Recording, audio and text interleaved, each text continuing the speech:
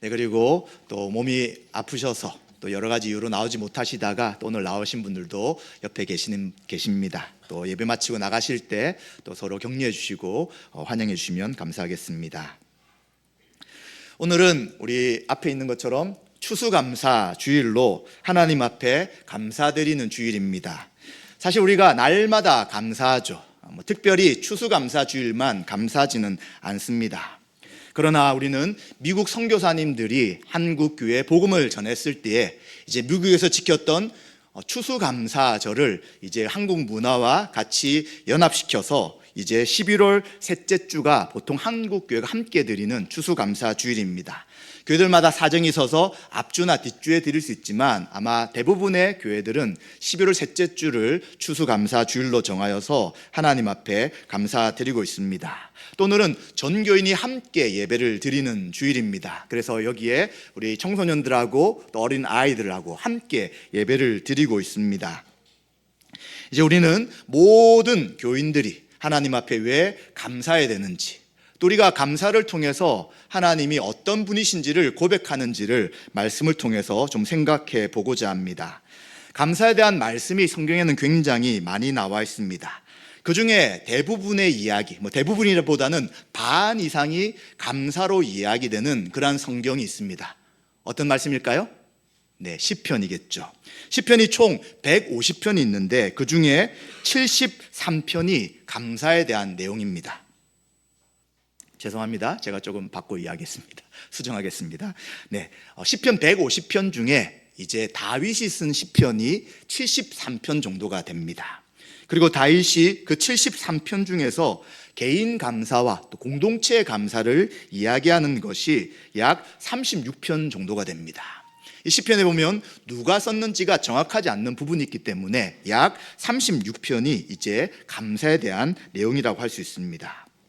이처럼 많은 시편 가운데 많은 이야기가 감사의 이야기로 진행되고 있고, 오늘 우리가 읽었던 시편 65편도 하나님의 선하심과 능력을 감사하는 시다라고 말할 수 있습니다. 따라서 우리는 이 시편 65편을 통해서 우리가 왜 감사해야 되는지, 또 감사의 내용이 무엇인지를 같이 생각하며 하나님께 찬양하는 시간이 되기를 소망합니다. 이 시편 65편은 다윗이 인도자를 따라 부르는 노래라고 이야기합니다. 그래서 65편은 다윗이 기록한 시편이라고 이야기할 수 있습니다. 먼저 시기 때문에 연이 나눠집니다. 그래서 1절, 4절과 그리고 5절과 8절 그리고 9절, 13절에 걸쳐서 3개의 연으로 구성되어 있는 시라고 할 수 있습니다. 첫 번째는 하나님께서 은혜롭게 선택하신 것으로 인해서 감사한다라고 이야기를 하고 있습니다. 1, 2절 먼저 보시게 되면 시온에서 백성들이 하나님께 마땅히 드려야 할 2가지 반응에 대해 이야기합니다. 이 시온이라는 것은 바로 성전이 있는 예루살렘을 이야기하죠. 즉 다르게 표현한다면 예배 중심지라고 할 수 있습니다. 예배 중심지에서 찬양받기 합당한 분이 하나님이라는 것입니다. 그리고 이 찬양을 드리기 위해 이미 사람들은 준비해 있고요. 그리고 주님께 바쳐지기를 고대합니다. 그래서 주를 기다립니다 라는 표현을 하고 있습니다. 주를 기다린다는 것은 침묵하고 있다는 것입니다. 이 침묵한다는 것은 하나님이 찬양받기 합당한 분이시며 그 하나님을 찬양하기 위해 준비하고 있는 그 잠잠하게 기다리는 시간을 말하는 것입니다. 또한 이러한 주님 앞에 찬양하기 위하여 침묵하며 기다릴 때 이제 사람은 소원을 주께 이행할 것입니다 라고 말하고 있습니다.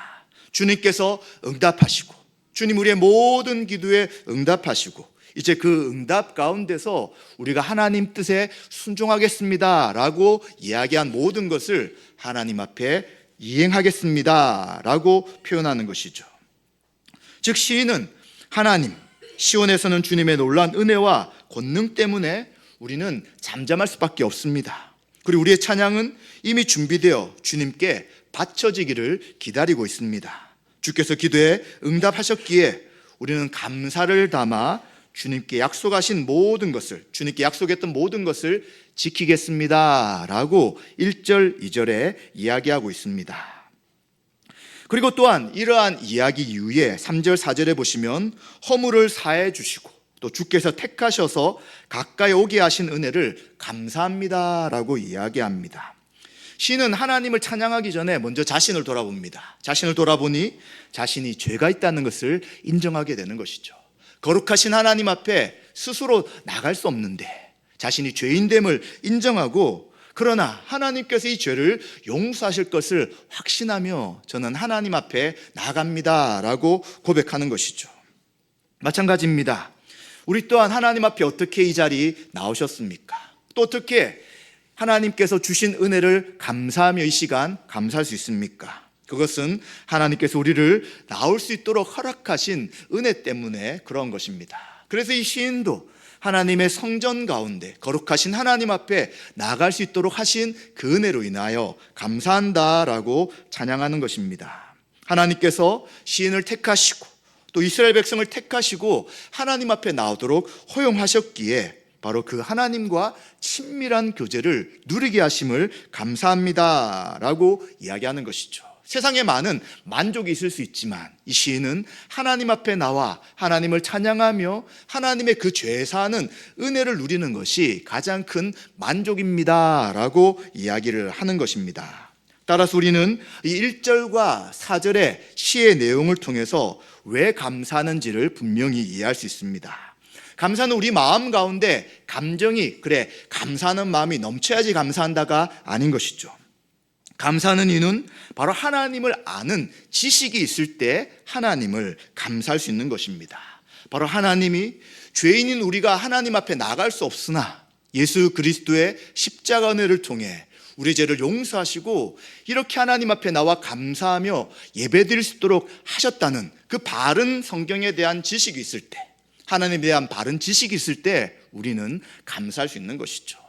혹시 오늘 감사 주일임에도 불구하고 감사의 내용이 별로 없다고 생각되는 분이 있을 수 있습니다. 그럼에도 불구하고 우리는 그 하나님의 구원의 은혜, 하나님께서 죄인인 우리를 죄 용서하시고 또 하나님 앞에 나오게 하시며 하나님과 교제케 하시고 우리를 의롭다 하신 그 하나님의 은혜로 인해 우리는 감사할 수 있는 것입니다. 그래서 감사는 용서받은 자의 특권이다라고 할 수 있는 것이죠. 만약 우리가 하나님 앞에 용서받지 못했다면 우린 절대 감사할 수 없는 것이죠. 늘 두려움과 하나님의 진노 가운데 있을 수밖에 없습니다. 그러나 감사할 수 있는 것은 예수 그리스도의 십자가 은혜로, 또 예수 그리스도의 십자가의 피 흘리심이 우리 죄를 위함이시라는 것을 믿는 그 믿음으로 인하여 이 시간 우리는 감사하며 나갈 수 있는 것입니다. 따라서 하나님 앞에 이렇게 나온 것은 전적인 하나님의 은혜임을 생각해야 합니다. 하나님의 부신 십자가의 사랑, 또 예수 그리스도를 통하여 형벌대속적 죽음을 죽으신 것, 또한 성령님께서 예수 그리스도를 믿는 우리 가운데 내주하시고 또 우리를 하나님의 자녀로 인쳐주신 이 모든 은혜로 인해 하나님 앞에 나오며 하나님 앞에 감사할 수 있다는 것을 기억해야 될 것입니다. 또 시인은 두 번째 연인 5절과 8절에서 이 감사의 내용이 개인에서, 공동체에서 온 우주 만물로 확장되는 것을 보여주고 있습니다. 5절에 보시면 하나님은 구원하시고 또 구원에 응답하시는 분이시다라고 고백합니다. 우리가 이 시편을 기록한 다윗을 한번 보십시오. 다윗은 모든 어려운 상황 속에서 하나님을 의지합니다. 그는 왕이 되기 이전부터 양을 치는 그 목동의 삶 속에서도 야수와 맹수와 또 많은 어려움 속에 하나님을 의지하고 하나님의 도움을 구하였습니다. 그리고 또 그는 왕이 되었음에도 불구하고 먼저 세워진 사울로 인하여 참 많은 시간 고난과 어려움과 죽음의 일들을 겪었습니다. 그럼에도 불구하고 그는 하나님 앞에 기도하고 하나님을 의지했고요. 결국 하나님은 그를 지키시고 인도하시며 또 이스라엘을 다스리는 왕으로 세워주신 것이죠. 그래서 이 시인에게는 항상 인정하는 것이 무엇이냐면 하나님은 나의 구원자시다, 하나님 나의 기도를 들으시고 응답하시는 분이시다라는 것을 그는 늘 기억하고 찬양하게 되는 것입니다. 그리고 다윗이 했던 이 기도는 하나님께서 정의롭고 놀라운 방식으로 응답합니다. 우리가 기도할 때 응답되지 못한 기도가 있는 것 같은데요 라고 말할 수 있습니다. 그러나 우리의 기도는 하나님의 방식과 방법과 그때에 응답하시는 것이죠. 하나님 이때 해주십시오, 이렇게 해주십시오 라고 할 때 하나님이 응답하시는 것이 아니라 하나님의 그 계획 가운데서 하나님의 시간과 하나님의 방법으로 우리에게 응답하시는 것입니다. 그래서 다윗은 정의로운 방식, 하나님이 계획하신 그 의로운 방식과 그리고 하나님이 생각지도 못한 놀라운 계획 속에서 모든 기도에 응답하심을 감사합니다 라고 의지하고 있는 것입니다. 그래서 그는 땅의 모든 끝과 먼 바다에 있는 모든 자들이 의지할 자는 오직 하나님 한 분이십니다 라고 고백하고 있는 것이죠. 그러면서 이제 6절 7절에 이 하나님이 온 세상을 창조하실 뿐만 아니라 온 세계 역사를 통치하시는 분이다 라고 이야기하고 있습니다. 6절에 보시면 주님은 능력으로 산을 세우시고 권능으로 띠를 띠셨다라고 말씀합니다. 네, 산이 어떻게 하나님이 세우셨는가라고 생각할 수 있지만 이 시는 시인의 생각을 통하여 굉장히 창조적이고 그리고 풍성한 감성을 가지고 시를 기록합니다. 하나님이 온 세상을 처음에 창조하신 것을 기억하고 하나님이 이 모든 산을 능력으로 세우셨습니다 라고 고백하는 것이죠. 그리고 권능으로 띠를 띠셨다라고 이야기합니다. 띠를 띈다는 것은 허리를 동인다는 의미입니다. 당시에 입었던 옷은 굉장히 헐렁한 옷입니다. 그런데 이제 이들이 이 옷을 평상시에는 편안하게 하지만 무엇인가 힘든 일을 하거나 또 빨리 걸을 때는 허리에 띠를 띠고 이제 묶어서 준비하는 것이죠. 마찬가지로 하나님께서는 자신의 무한한 힘을 통해서 이 모든 힘을 갖추시며 즉각적으로 사용할 준비가 되어 있는 그 상태를 띠를 띠고 있다라고 표현하는 것이죠. 그래서 우리가 창세기를 보시면 하나님 어떻게 온 세상을 창조하셨느냐라고 할 때에 말씀으로 창조하시고요. 그리고 그 말씀하시되 즉각적으로 말씀대로 온 우주 만물이 창조되었다라고 말씀합니다. 그러한 하나님의 무한하신 능력을 지금 시인은 표현하고 있는 것이죠. 또한 하나님께서는 그것뿐만 아닙니다. 바다의 설렘, 자연이 경로한다는 이러한 바다가 폭풍처럼 움직일 때도 하나님은 그것을 진정케 하시면서 자연을 통제하시는 분임을 우리는 고백하는 것이죠. 바로 예수 그리스도가 풍랑이 일어서 이제 사람들이 물에 빠질, 제자들이 배에 물이 잠기고 죽을 위험이 있었지만 예수님께서는 바람과 풍랑을 잠잠케 하신 것처럼 바로 하나님은 온 자연을 통제하시는 분임을 말씀해 주고 있습니다. 또 7절에는 인간 사회 혼란들, 만민의 소요에 대해서도 하나님은 통제하시는 분입니다. 인간의 역사가 우연히 진행되어 가는 것처럼 보입니다. 강한 자들로 인해 역사가 움직이는 것처럼 보입니다. 그러나 그렇지 않죠. 하나님의 모든 인간의 역사도 하나님의 인도하심과 뜻 가운데 움직이시고 역사하신다는 것을 시인은 고백하고 있는 것입니다.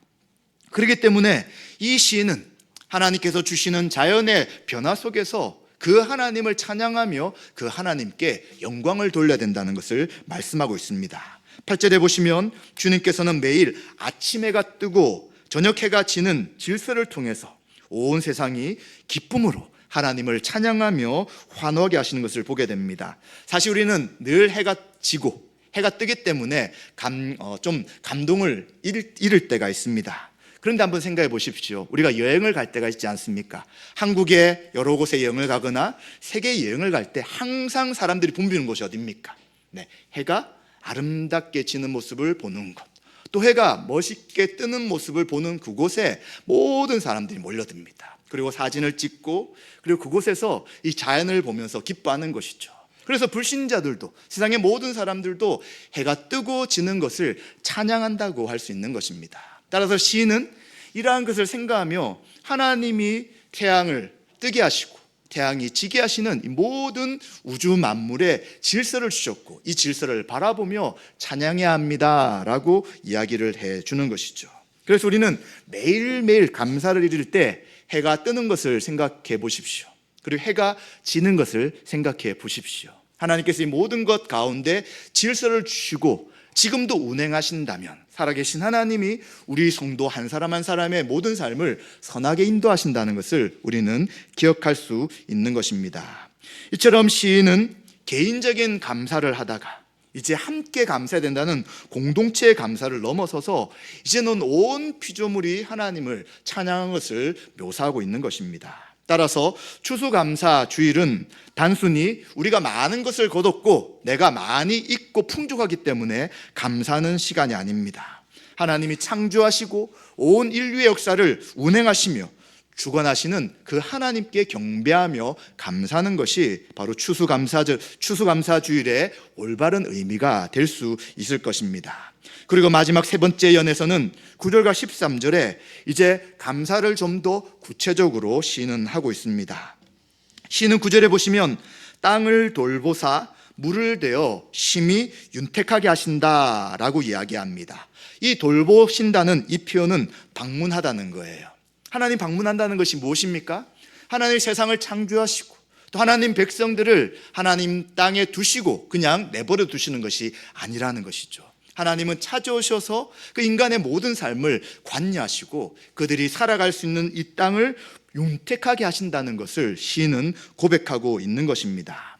그런데 이 세상은 이렇게 생각하지 않아요. 세상은 우연히 만들어졌다라고 생각하는 사람도 있고요. 또 어떤 사람들은 신은 있을 것이야 라고 생각하지만 이 신은 세상을 만든 다음에 내버려뒀다고 생각하는 사람들이 있습니다. 그런데 성경은 그렇게 말씀하지 않습니다. 하나님이 세상을 창조하실 뿐만 아니라 창조하신 하나님은 이 모든 세상을 다스리시며 관여하시고 움직이시는 분이라는 것을 우리가 기억해야 되는 것이죠. 그래서 결코 하나님은 세상을 방치하고 마음대로 되도록 하지 않으신다는 것입니다. 사실 이러한 생각을 성경에서 이야기할 때 잘 이해가 되지 않습니다. 왜냐하면 우리는 이 세상을 살아갈 때 불의한 일들을 너무 많이 보게 되고요. 그리고 정말 선하게 살아가는 사람들 가운데서 고난과 어려움을 겪는 일들을 참 많이 보기 때문입니다. 우리 이러한 고난과 어려움에 대한 전체적인 이유를 정확하게는 알 수 없어요. 그러나 시간이 지나고 먼 시점이 되었을 때에 내 인생에 이런 일들이 결코 나에게 저주와 어려움의 삶이 아니라 하나님의 인도하심과 보호하심이구나 라는 것들을 알게 되는 것이죠. 이것은 성경에서만 말하는 것이 아니라 세상에서 사람들을 상담해주고 또 사람들을 위로하는 많은 사람들이 이러한 고백을 하는 것이죠. 정말 죽을 것 같은 그 고난과 어려움 속에서 죽음 앞에 섰으나 그가 이제 그 인생의 어려움을 극복하고 시간이 지난 다음에 삶을 돌아보니 그 인생이 참 나에게 필요한 시간이었다라고 많은 믿지 않는 사람들도 고백하는 것이죠. 그렇다면 우리 신자들은 당연히 더 고백할 수 있는 것입니다. 나의 어려움과 힘듦과 그리고 아픔이 있었을지라도 그 시간 가운데서 여전히 하나님이 돌보시고 찾아오시는 하나님이시라는 것을 우리는 기억해야 되는 것이죠. 그래서 이 하나님께서는 하나님의 강에 물이 가득하게 하신다라고 고백하죠. 물은 마를 수 있습니다. 비가 오지 않거나 가뭄이 길어질 때 물은 마릅니다. 그러나 하나님께서 물의 공급처가 되신다면 하나님께서 모든 땅에 필요한 물을 주시고 곡식을 주신다는 것을 고백하고 있는 것이죠. 따라서 시인은 하나님의 말로 우리의 생존을 위해 필요한 물과 양식을 베푸시는 자비로운 공급자이신 것을 이야기해 주는 것입니다. 사실 우리 청소년들이나 우리 어린아이들은 잘 이해가 되지 않아요. 우리 부모님이 나에게 용돈을 주시고 그리고 열심히 일을 해야지 뭔가 아르바이트 같은 걸 해야지 뭔가 얻을 수 있는데 무슨 보이지 않는 하나님이 우리의 모든 것을 채워주시지라고 생각할 수 있습니다. 그러나 하나님께서는 보이지 않지만 하나님 우리에게 부모님을 주시고 또 우리의 주변의 여러 사람들을 통해 필요한 것들을 공급해 주시고요. 그리고 자연의 모든 질서들을 지금도 유지하게 하셔서 하나님의 공급하시는 것을 우리는 기억해야 되는 것이죠. 이것을 예수 그리스도를 알지 못하는 사람들은 그러한 고백이 잘 나오지 않을 수 있습니다. 그러나 예수님이 나의 죄를 위해 십자가에 죽으시고 부활하실 뿐만 아니라 그 예수 그리스도를 믿는 믿음으로 우리가 하나님 앞에 나오게 하시며 우리를 구원케 하셨다는 그 확신을 가질 때가 있을 것입니다. 그때는 이제 이 모든 것들이 믿음으로 받아들여지는 것이고요. 이제 우리는 그때 정말 나의 인생에 모든 것을 공급하신 분이 하나님이셨구나 하는 것을 고백하며 찬양할 수 있습니다. 여러분 혹시 가수 자두를 아시나요? 네, 김밥을 말아줘 굉장히 흥겹게 찬양하는 노래를 하는 분인데 이분이 제가 좀 찾아보니까 사모님이시더라고요. 저는 그냥 일반 가수신 줄 알았어요. 그런데 이분이 돈을 사람에게 이제 뛰어가지고 사기를 당해서 돈이 다 없어지고, 그리고 자기가 부르고 싶은 노래 장르가 아닌 그 좀 흥겨운 노래만 부르다 보니까 어느 순간 가수로서 역할들을 잃어버리고 이제 방황하게 되었다고 합니다. 그런데 이제 그가 방황하는 동안 너무 힘들어가지고 정말 이제는 죽어야 되겠다라고 생각했는데, 그가 죽음도 자기 마음대로 할 수 없다는 것을 알게 되고, 그리고 어떤 하루는 이제 하나님 앞에, 이제 그 전에 부모님이 신앙생활 하셨나 봐요.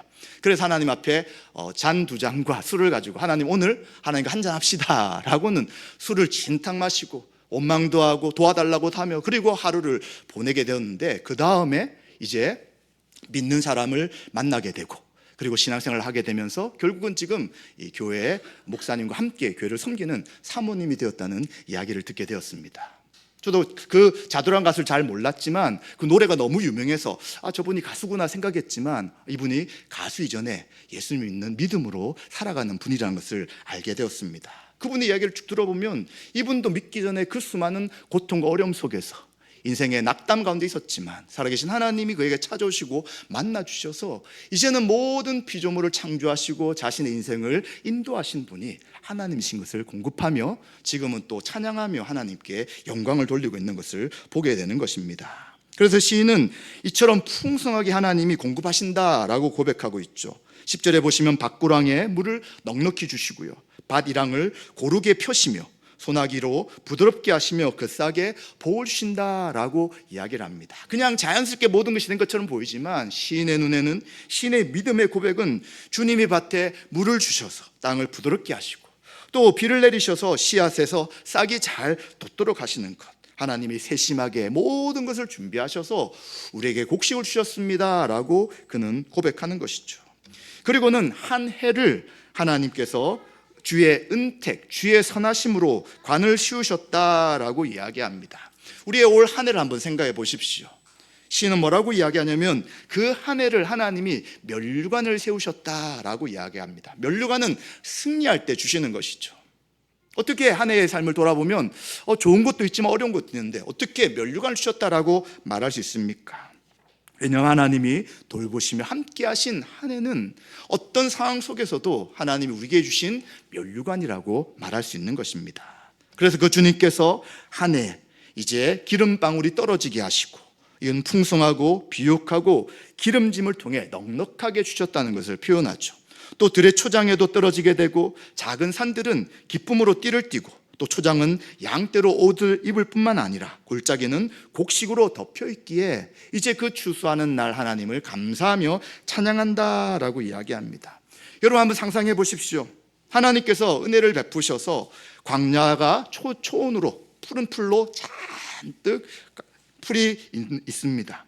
그 언덕에는 이제 기쁨의 축제를 위해 띠를 두른 것처럼 풍성하고요, 그리고 양들이 그곳에서 먹이를 먹으며 평화롭게 지내고 있습니다. 그리고 골짜기는 황금빛 복식으로 넘쳐나는 것입니다. 이 모든 것을 누가 주셨느냐? 바로 창조주 하나님이 주신 것이다 라고 환호하며 노래하고 있는 것입니다. 시편 65편은 추수감사의 의미를 자연을 통한 감사에서 구원을 통한 영적인 감사로 확장시켜 이해합니다. 그냥 잘 주셨으니까 감사한다, 그것이 아니라 이제 우리의 근본적 감사는 죄용서에 대한 감사가 되어야 되는 것입니다.